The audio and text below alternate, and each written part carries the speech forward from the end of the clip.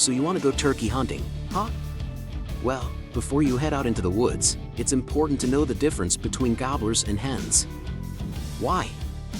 Because most states only allow you to hunt gobblers.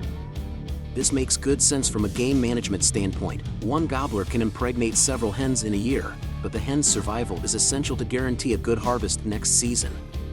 But don't worry, it's not that hard to tell them apart. There are a few key differences you can look for to distinguish between gobblers and hens. First off, let's talk about their heads. Males have red, rubbery, featherless heads, and may have big red wattles hanging off their neck. Females have blue-gray heads, usually with normal feathers. This is the easiest difference to spot, so keep an eye out for it. Another way to tell them apart is by looking for beards. Male turkeys grow beards. This thin, feathery protrusion hangs from the front of their breast and gets longer with age. Most females are beardless, but some aren't.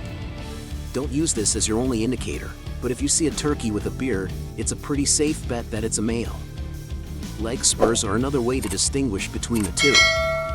Male turkeys have bony spurs on their legs that look like extra toes. Females almost always don't. Again, a few females do have spurs, so use this only in conjunction with other indicators. Tail fans are also a way to tell them apart. Gobblers have big tails. They're not peacock big, but they're fairly large, and the birds love to spread them out to display them, particularly during mating season. Hens have relatively small tails, and don't spread them out. If you see a turkey with a big, fan-shaped tail, it's probably a male. Finally, body size can be an indicator of gender.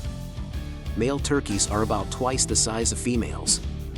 This doesn't help if you're only looking at a single turkey, but if you see 5 turkeys and one of them is enormous, it's the male. Now that you know how to tell the difference between gobblers and hens, you'll be able to target the right birds and stay within the legal limits of your state. Remember, it's important to manage the turkey population carefully to ensure a healthy and sustainable harvest for years to come.